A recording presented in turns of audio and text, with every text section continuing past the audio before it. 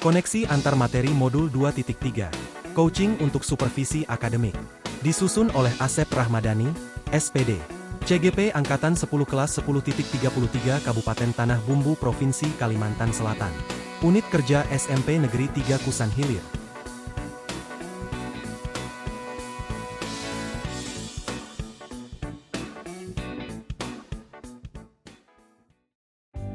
A. Pemikiran reflektif terkait pengalaman belajar.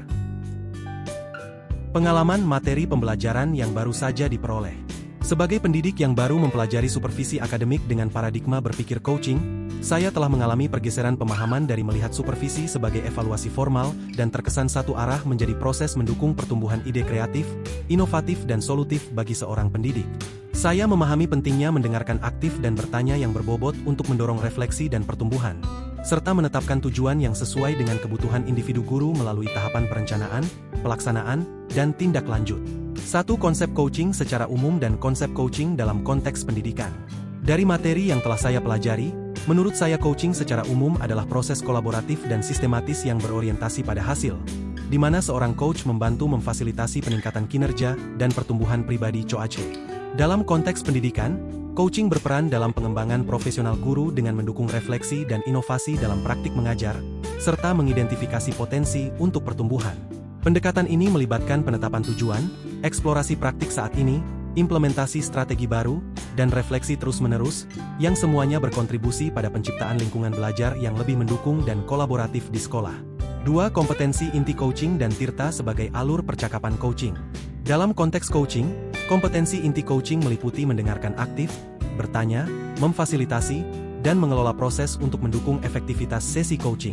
Model Tirta sebagai alur percakapan coaching mencakup tujuan, identifikasi, rencana aksi, tanggung jawab, membantu coach dan coache berkolaborasi secara efektif dalam mengidentifikasi masalah, merancang tindakan, dan mengevaluasi hasil, yang semua berkontribusi pada pengembangan pribadi dan profesional yang berkelanjutan. 3. Supervisi akademik dengan paradigma berpikir coaching. Supervisi akademik dengan paradigma berpikir coaching adalah pendekatan yang memfokuskan pada pengembangan dan pemberdayaan guru melalui refleksi dan peningkatan praktek pengajaran. Pendekatan ini mengintegrasikan prinsip-prinsip coaching dalam supervisi akademik, dengan tujuan utama tidak hanya mengawasi, tetapi juga mendukung guru dalam mengidentifikasi dan mengembangkan kompetensi mereka sendiri. Tahapan supervisi ini mencakup perencanaan, di mana tujuan dan kebutuhan pengembangan guru dirumuskan. Pelaksanaan, yang melibatkan observasi dan interaksi langsung dalam kelas untuk mendapatkan wawasan praktik pengajaran. Dan tindak lanjut, yang mengevaluasi efektivitas dan menetapkan langkah selanjutnya untuk pembelajaran berkelanjutan. Pendekatan ini bertujuan untuk menciptakan lingkungan yang mendukung, guru akan merasa dihargai dan diberdayakan serta memberdayakan diri untuk berkembang dalam konteks profesionalisme yang berpusat pada siswa. Emosi-emosi yang dirasakan terkait pengalaman belajar. Saat saya berproses dalam mempelajari bahasan di modul 2.3 ini, saya merasa tertantang dan termotivasi. Saya sangat bersemangat untuk belajar menjadi pemimpin dalam pembelajaran. Namun, juga muncul ketegangan saat saya mulai mempraktikkan peran sebagai coach dan coache serta supervisor dan supervise, karena ini hal baru bagi saya. Selain hal di atas, terkadang juga saya merasa tidak nyaman dan ragu dengan kemampuan saya, terutama saat menghadapi situasi yang tidak terduga atau tanggapan yang berbeda dari rekan-rekan. Tetapi, setiap tantangan tersebut secara bertahap menjadi pelajaran yang berharga. Saya belajar untuk lebih empati, sabar, pengertian, yang tidak hanya meningkatkan kepercayaan diri saya tetapi juga kemampuan dalam memimpin dan mendukung pertumbuhan sesama pendidik. Dari hal tersebut, memperkuat keyakinan saya, bahwa pendekatan coaching dapat menciptakan lingkungan pendidikan yang lebih mendukung dan kreatif. Apa yang sudah baik berkaitan dengan keterlibatan dirinya dalam proses belajar. Dalam sesi eksplorasi konsep dan ruang diskusi saya telah mempelajari dan mendapatkan pemahaman awal informasi yang berguna untuk pemahaman saya bagaimana paradigma berpikir coaching, alur Tirta dan coaching dalam supervisi akademik. Selain itu, pada saat praktek coaching di ruang kolaborasi kontekstual dan coaching dalam supervisi akademik di demonstrasi kontekstual saya mendapat pengalaman awal mempraktekkan hal tersebut. Secara garis besar saya telah memahami paradigma berpikir coaching, alur Tirta, dan tahapan dalam supervisi akademik berbasis coaching. Apa yang perlu diperbaiki terkait dengan keterlibatan dirinya dalam proses belajar. Dalam konteks sebagai pemimpin pembelajaran yang harus terus mengembangkan diri, dan belajar sepanjang hayat, serta tergerak, bergerak dan menggerakkan tentu masih banyak hal yang harus dipelajari dan didalami. Dalam modul 2.3 coaching untuk supervisi akademik tidak terkecuali. Hal yang saya rasakan yang harus saya perbaiki yaitu saya harus memperdalam dan mempelajari lagi konsep-konsep dalam modul ini. Coaching merupakan salah satu keterampilan bukan hanya untuk diri sendiri tetapi juga berguna untuk orang lain. Oleh karena itu, mempelajari teknik dasar komunikasi, mempraktekkan dan membiasakan diri sangat diperlukan. Saya harus lebih terstruktur dalam menggunakan tahapan alur tirta, meningkatkan keterampilan dalam kehadiran penuh, mendengarkan aktif, dan melatih dalam membuat pertanyaan berbobot. Keterkaitan terhadap kompetensi dan kematangan diri pribadi. Sebagai seorang pemimpin pembelajaran maka keterampilan coaching tentu sangat diperlukan. Terus mengembangkan diri dengan cara mempraktekkan dengan rekan sejawat di sekolah merupakan hal positif untuk menjadi pemimpin pembelajaran yang dewasa. Dengan sikap dewasa, profesional, kemitraan, kolaboratif, empati, dan pengertian sangat diperlukan dalam kegiatan coaching. Memahami mitra dan percaya akan segala potensinya untuk menjadi kreatif atau solutif merupakan hal yang dituju. Oleh karena itu, perlulah seorang coach menjadi pribadi yang sabar, tidak emosional, dan selalu rendah diri. Sebagai seorang pemimpin pembelajaran maka saya akan selalu berupaya menjadi seorang yang peduli, rendah diri, sederhana, dan mampu membawa suasana positif dalam hal kepemimpinan untuk pembelajaran yang berpusat pada siswa. B. Analisis untuk implementasi dalam konteks CGP. Memunculkan pertanyaan kritis yang berhubungan dengan konsep materi dan menggalinya lebih jauh. Setelah saya melakukan praktek coaching muncul satu pertanyaan, bagaimana nantinya apabila guru saat dilaksanakan coaching tidak terbuka sebagai coach dalam mengungkapkan masalahnya termasuk rencananya.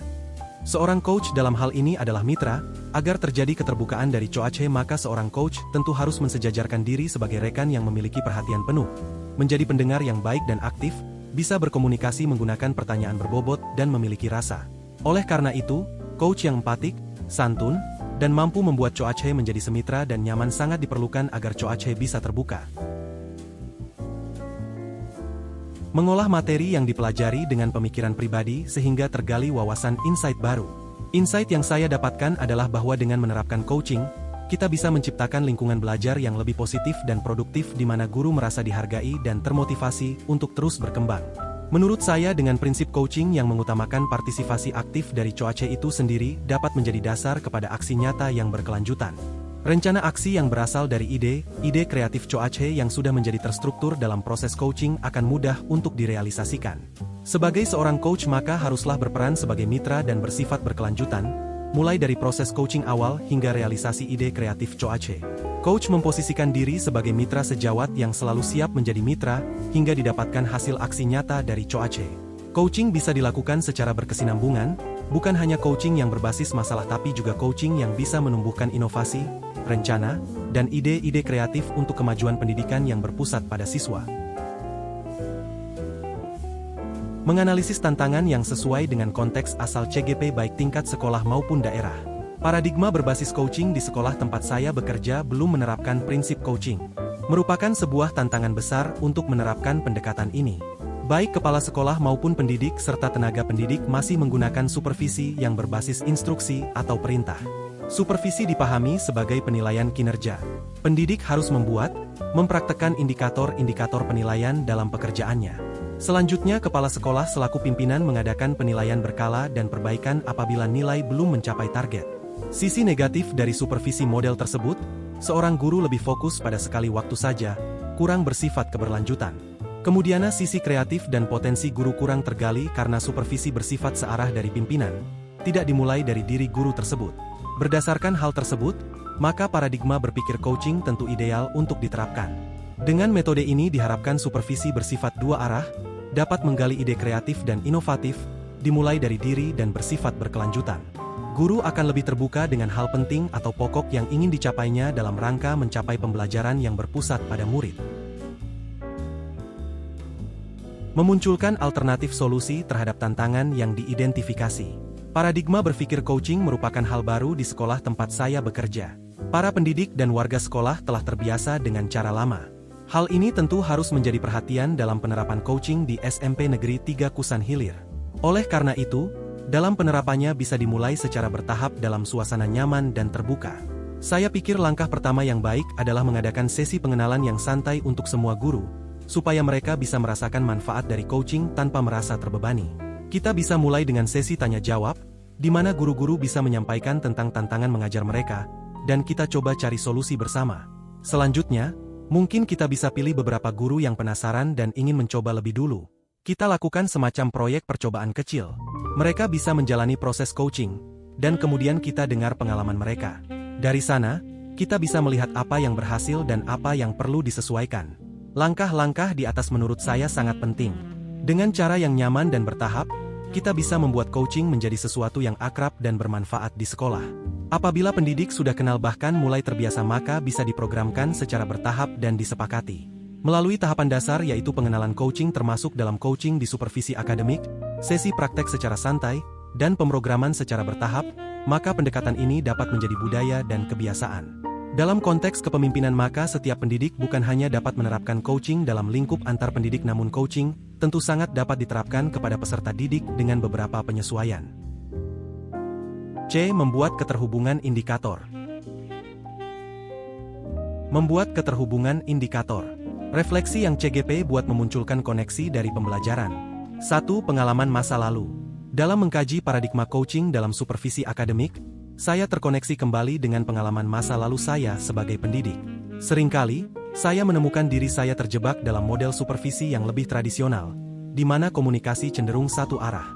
Refleksi ini membuka mata saya terhadap potensi pendekatan yang lebih menyeluruh dan partisipatif. 2. Penerapan di masa mendatang. Terkait dengan penerapan paradigma coaching dalam supervisi akademik, maka perlu diterapkan bertahap, terencana, dan bersifat partisipatif dan nyaman. Untuk memperkenalkan coaching di sekolah, langkah awal yang baik adalah mengadakan sesi pengenalan santai untuk semua guru, memungkinkan mereka merasakan manfaat dari coaching melalui sesi tanya-jawab yang membahas tantangan mengajar dan mencari solusi bersama. Selanjutnya, dengan memilih beberapa guru yang tertarik untuk menjalani proyek percobaan kecil, kita bisa mendapatkan umpan balik langsung dan melakukan penyesuaian yang diperlukan. Pendekatan bertahap ini tidak hanya memudahkan guru untuk akrab dengan coaching, tetapi juga mengintegrasikannya secara bertahap menjadi budaya sekolah, memperluas penerapannya dari interaksi antar pendidik hingga ke siswa, dengan beberapa penyesuaian yang diperlukan. Konsep atau praktik baik yang dilakukan dari modul lain yang telah dipelajari.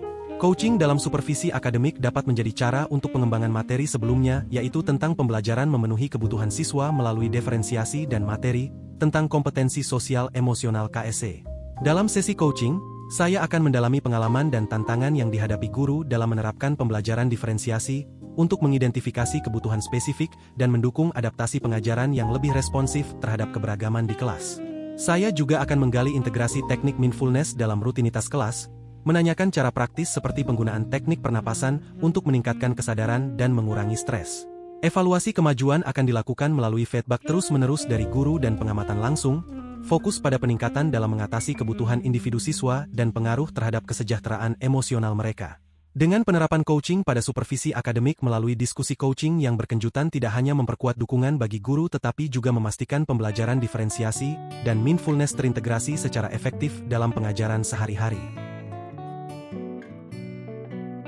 Informasi yang didapat dari orang atau sumber lain di luar bahan ajar PGP. Dari pengalaman literasi saya sebagai seorang pemimpin pembelajaran dalam konteks seorang coach yang baik, maka perlu mengasah keterampilan seperti public speaking dan cara menangani konflik. Keterampilan ini penting karena membantu dalam efektivitas berkomunikasi dan menyelesaikan masalah yang muncul saat coaching. Selain itu, saya juga menyadari betapa pentingnya memahami sifat dan kondisi psikologis setiap guru. Ketiga hal itu membantu saya mengerti cara terbaik berinteraksi dengan mereka secara personal. Dengan mengenal mereka lebih dalam, saya bisa menyesuaikan cara saya dalam proses coaching dan memberikan dukungan, sehingga mereka merasa lebih nyaman dan terbuka selama sesi coaching. Keterampilan-keterampilan ini membuat tentu sangat penting untuk pendidik di sekolah agar terus dapat tumbuh dan berkembang. Bagaimana keterkaitan keterampilan coaching dengan pengembangan kompetensi sebagai pemimpin pembelajaran? Coaching membawa manfaat yang signifikan bagi pemimpin pembelajaran, baik dalam meningkatkan kapasitas mereka sendiri sebagai pemimpin maupun dalam meningkatkan pengalaman belajar bagi guru dan siswa. Pengembangan kepemimpinan. Coaching memungkinkan pemimpin pembelajaran untuk mengembangkan dan memperkuat gaya kepemimpinan mereka, meningkatkan keterampilan seperti komunikasi efektif, pengambilan keputusan yang strategis, dan penyelesaian konflik. Hal ini penting bagi pendidik dalam memanajemen pendidikan dengan efektif dan memimpin perubahan positif dalam lingkungan belajar. Pengembangan reflektif. Melalui sesi coaching, pemimpin pembelajaran mendorong guru untuk terlibat dalam refleksi diri yang mendalam tentang pengajaran mereka, membantu mereka mengidentifikasi kekuatan dan area pertumbuhan serta strategi untuk pengembangan profesional. Menanamkan budaya belajar berkelanjutan. Melalui contoh dan bimbingan, pemimpin pembelajaran menanamkan budaya belajar berkelanjutan di sekolah, di mana baik guru maupun siswa merasa diberdayakan untuk terus mencari pengetahuan dan keterampilan baru. Pembelajaran yang berpusat pada siswa. Pemimpin pembelajaran menggunakan coaching untuk mendorong pendekatan yang berpusat pada siswa dalam pengajaran. Ini membantu guru merancang pengalaman belajar yang mendukung kebebasan belajar siswa, mendorong eksplorasi dan partisipasi aktif. Pendekatan berbasis solusi. Coaching oleh pemimpin pembelajaran tidak hanya mengidentifikasi masalah tetapi juga berfokus pada pencarian solusi kreatif dan praktis yang dapat diimplementasikan dalam pengajaran.